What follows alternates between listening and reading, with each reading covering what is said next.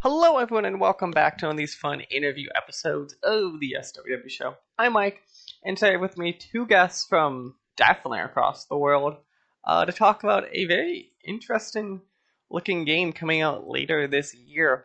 To get us started, then, do you guys mind introducing yourselves and the game we're here to talk about? Yeah, so my name is Claudia, and I am an art generalist.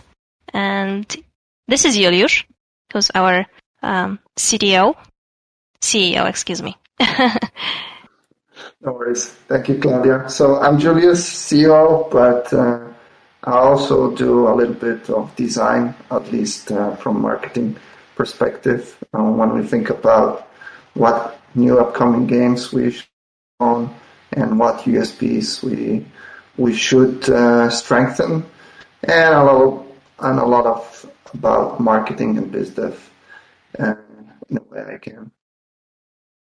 Perfect. So the game we're here to talk about today is the Crackpet Show. Which I've got to ask immediately, where did the name of this game come from? So yeah, the naming of the game took us a while, to be honest. I think we had about 40 ideas. Yeah, something like that. And we kind of deleted half of it in the first week.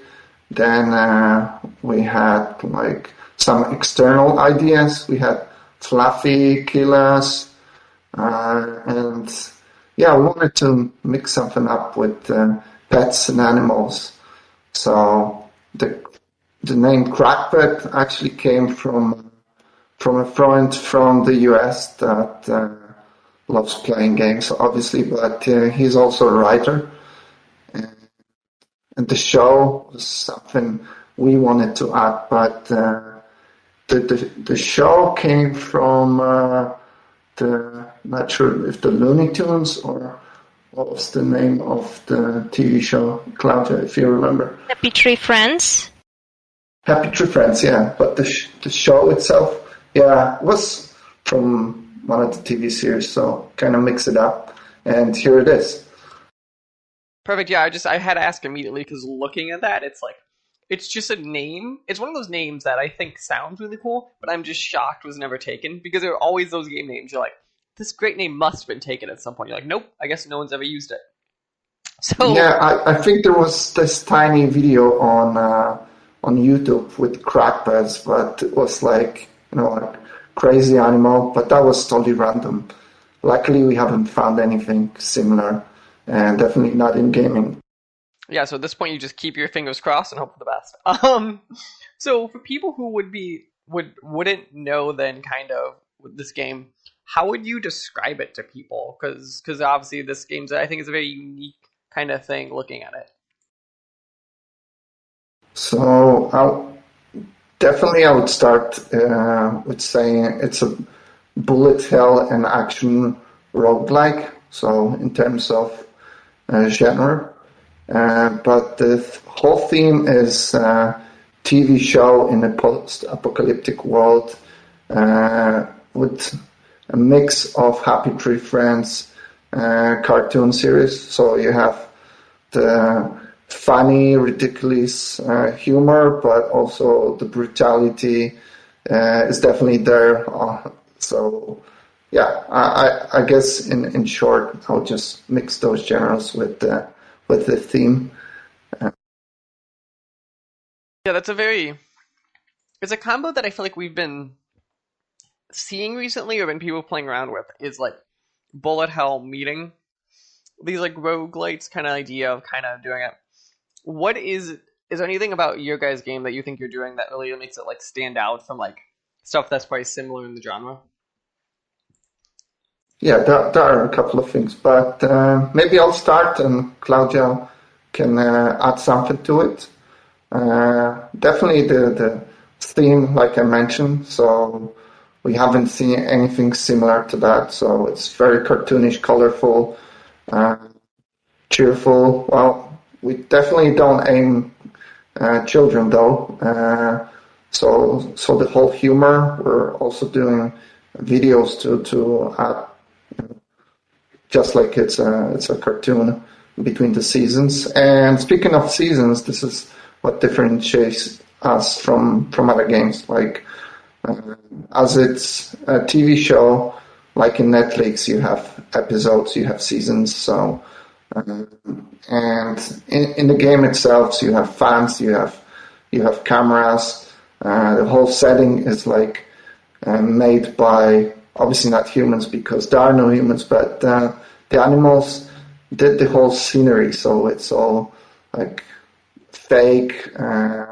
Although it's not your usual dungeon. So in terms of our art and what's going on in the game and how the game is divided, it's definitely something different. So maybe Claudia will tell you a bit more about like game mechanics that we have. Oh yeah, I can add that the game mechanics are obviously pretty different from other roguelikes because first of all, we aim automatically. And our characters, while shooting, they need to stand still, which means you need to have different skills, you know? It might be quite challenging sometimes, and it's definitely different from other games. I think it's a pretty nice thing. I personally really enjoy that. And yeah, the style, obviously. I was gonna say, what? So you kind of said different skills. Kind of, what is like a skill or two that you think kind of really stands out, kind of like this game, kind of that you really enjoy playing? Dexterity, maybe. There's some logic. I mean, maybe you, Juliusz, could help me.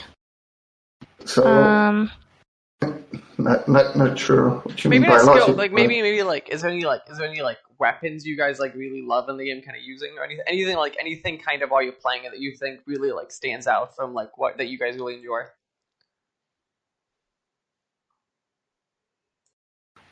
Yeah. So in terms of weapons, they all look differently compared to other games. I mean, the art is still like animalistic because the animals took over the world. They took the technology from what was left, but they kind of redone the weapons. So you would definitely see like animals' head in front of the weapon.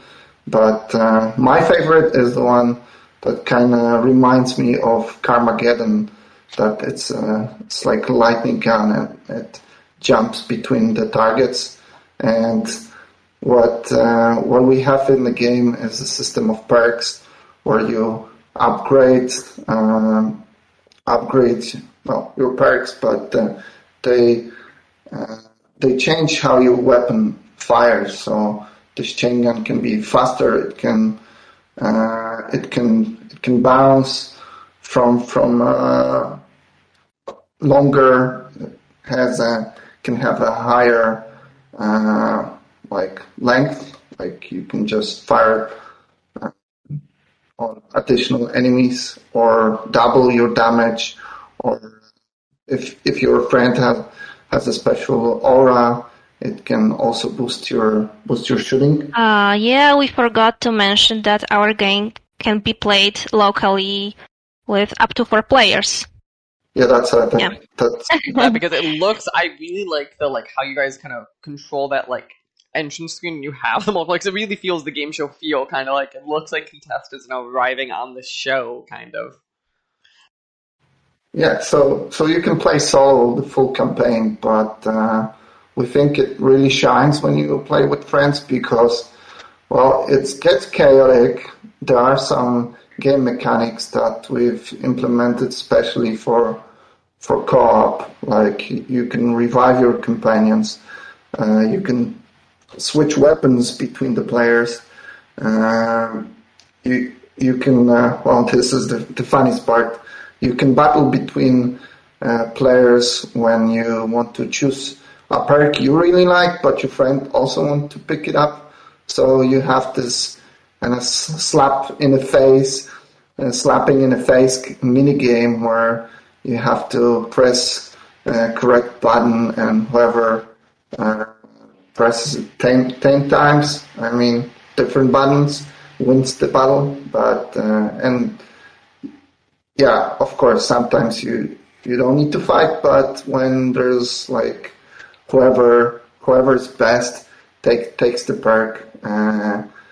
Not sure, and yeah, you can boost your friends as well with perks. So it's good to mix weapons with proper perks.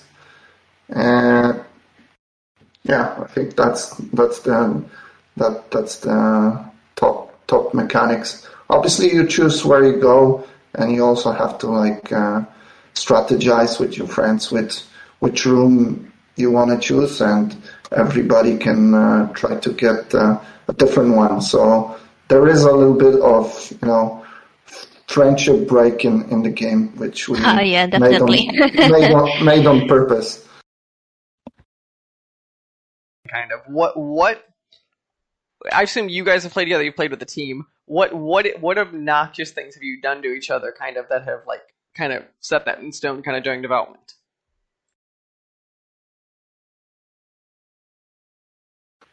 So maybe Claudia want to add something to the team play, because you're playing the most with team testing now.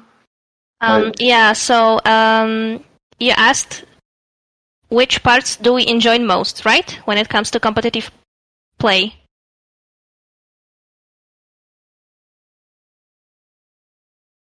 Kind of game. I love the chaos, I mean, it's really chaotic, but in a good way. And the fact that you need to observe the whole map and your friends, because you need to cooperate all the time and revive each other. There may be some situations that pop out of nowhere, like out of blue, and you need to how to say that? You need to pay attention to everything, which in single player doesn't happen that much. Right. Yeah, I assume when there's some of everyone on the board, it's kind of like a last thing you know, someone's dead. Have you had? Yeah, but that's if I can add, that's what usually happens. Like, of course, there's one person that wants to go full Rambo mode and rushes through the enemies, and the rest of the team dies because they need to revive him quickly. Right? You cannot wait for forever. Exactly. And it's a chain reaction then.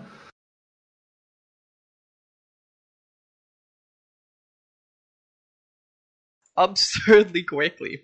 So I'm kind of curious. So as we're talking now, you guys are actually out in some form. You're in early access right now, or you're about to be in early access, I believe.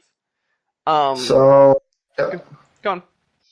Early access is actually launching next week. But next week. That's why I knew I had written down. I'm like, I feel like it's right now. But we haven't announced that yet, so you're kind of first to know. You're the first person to know that. Look at that. So yeah, early access, as far as people hearing this, is kind of like out, kind of like right now. So let's kind of talk about that then. How are you guys feeling then that next week then the game is coming out for the general public to really try in its full form? We're a bit stressed. Yeah, definitely. I mean, we worked for over a year, not even counting the months now, but we only had closed beta, but not even from the Steam community. So definitely had a lot of positive feedback. Some game mechanics which we made, we wanted to see how people react, and as usual, you have mixed opinion in terms of like, oh, I like this solution best. Now the other people say differently, so you never know. So it's still a challenge, like when you create something unique, like this standing still, although it seems very simple in gameplay, it's really a challenge. Like, you have to kite the enemies, and different weapons have different reload times, and it adds something extra you have to pay attention to. And so we definitely want to see how how players play this different gameplay, because everybody's used to same mechanics in bullet hell. So we want to see how this plays out, to be honest, and how people like the whole Crackpet Show theme. So there are a lot of questions. Let's see what the first feedback will be and what comes most frequent, because that's the most important. Makes sense. I can add that we've discovered some new game strategies thanks to our beta testers. For example, I remember that we have a perk that lets you damage enemies, and you can dash to avoid them, but our player discovered that you can dash through enemies and damage them, so that you almost don't need to shoot to win. We obviously fixed that, but it was really nice to see that people are so creative, you know. Yeah, with so many weapons and perks, there are, when we tested, some weapons were overpowered, like some mixes were working completely different than we thought they would, because obviously with so many weapons, perks, and specials, you can make up, how you want to play. Obviously, like Claudia mentioned, there might be some things we're not aware of. That is definitely, I imagine just the combo of things in my head of where everything would break, just because there's an absurd amount at any moment that could be on the board from a variable point of view. I am curious, kind of going down this road then. So we said then it comes out in early access next week. What can a player kind of expect the game to look like next week then? And then kind of what is your guys' public plans over the next kind of couple months? Kind of, are you waiting to see what feedback you get to kind of really determine that roadmap, or do you have some planned features that players should be expecting the next couple months? So the early access next week, actually Friday morning European time, so around 6 p.m. US time, will be in a pretty good state. Like if we compare the usual early access, where you have from versions from alpha to beta stage, we're definitely advanced beta. Like plenty of mechanics are closed, but we're so open to feedback since we're doing some unique things and solutions here. There will be 2 full seasons, so 12 episodes, plenty of weapons, items, perks, so most of what we want to show the players is going to be there. Like, obviously, we're open for new features. We want to add a couple of modes, but I'm not going to spoil too much now, because we're still thinking which one are best ideas. We want to make like combo system. I know I don't want to tell you too much, because we're still thinking about it, figuring out what's the top priority and what players will be missing. But in terms of quality, it's definitely close to final stage. We'll be adding more weapons, more bosses, an extra season. So there's still a lot of content we want to add on the way. New bosses like Mr. Button, Mr. Kernick, and yeah, I think I've said most of what we want to add, but there'll be some features that are definitely not in the game yet. But as we go, we'll uncover what's going to be added. Of, I assume there's some level of stuff in the air / being surprised to players, kind of. So, go ahead, then the game comes out next Friday when we're recording, so it's Friday the, I think, 23rd. And then the game is gonna cost, I had this one down too. How much is the game gonna cost for? I know it changes because currencies are weird, but if you had a rough idea in your head. So for early access, like early adopters, we're going to set the price a bit lower, so it should be 12 $99, but with a 15% discount on the first week of early access. Really want to get as many people involved in those first months of early access and get a lot of feedback. So yeah, of course, with helping from players comes a little bit of advantage with the lower price and an extra discount. And after the full launch, the price will be around $14.99.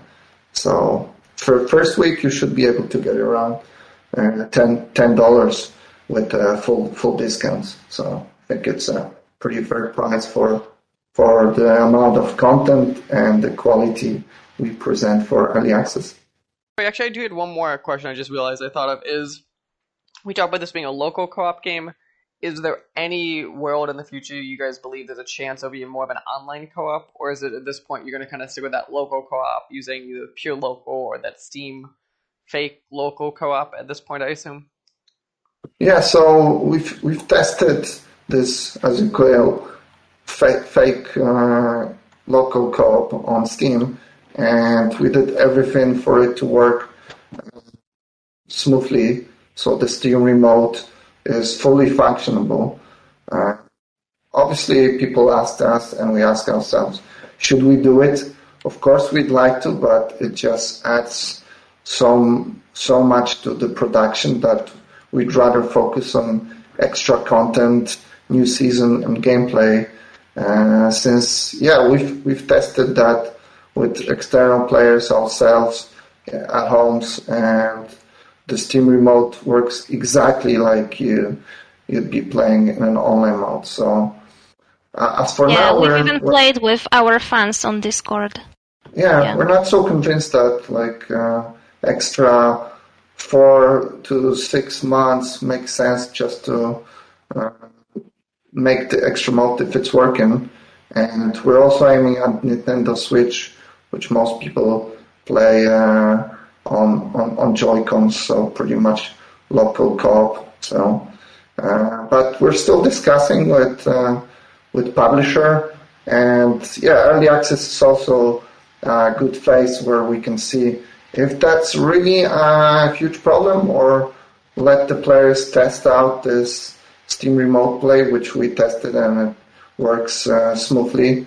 It's not something that's added just by Steam. We really had this in mind from the beginning, so made everything to work on the release with the Steam Remote. I will give you guys the final kind of moment here, kind of, if people are not sold quite yet on the game, kind of, what is your final closing pitch of why people, when this game launches, should go check it out? So you should check it out because we're really trying to reinvent the roguelike bullet hell action. There's so much content, so many bosses with different mechanics. Like the whole show, it's not just area where you shoot. You have special rooms. Check the early access to find out what that is. The local co-op is something we really haven't seen in any of the bullet hell, especially those features we mentioned. Like if you really want to have either play solo or have your friends jump in at any time, because you don't have to start from the scratch with your friends. You can invite them at any stage and join the show, join the next episode. Well, this is something we've thought thoroughly that it's going to be a crazy Crackpet Show. Well, something you really haven't seen. So I encourage everyone to try what's the crazy and happy tree friends aspect we're talking about all the time. I want to say again, thank you for taking the time to talk to me about the game. So if people are correct, they want to go check it out. It's the Crackpet Show. over on Steam, or it is Vixa, VIXA games.com. Is there any other spot we should be sending people, or just those two spots to be good?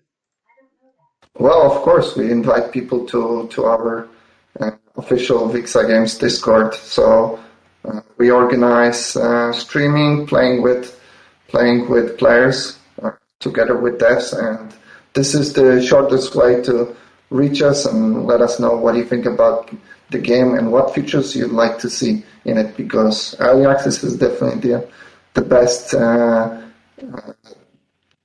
phase to join what it can be before the release. Great, guys. Again, thank you for taking time to talk to me, and enjoy the rest of your evening. Absolutely. Thank you as well. Thank you. Have a good day. This episode is partially brought to you by the Humble Choice program. Did you know Humble Bundle has a great monthly subscription service that lets you get a ton of video games every single month? That's right, from plans range from $5 to $20 a month, you get a hold of a bunch of free games they have available to you. And you could use our code down in the description below to go and sign up. It would help our podcast and help you see what great games are available for you this month. This podcast was a production of the SWW Show. To learn more, go to theswwshow.com. Remember, you can follow the show on Twitter at the SWW Show. You can follow me at Mikey_Maroney. You can follow AJ at LowSeatBoy. Remember, new episodes premiere on Friday, 9 a.m. Central Time on anchor.fm/SWW and podcast services around the globe.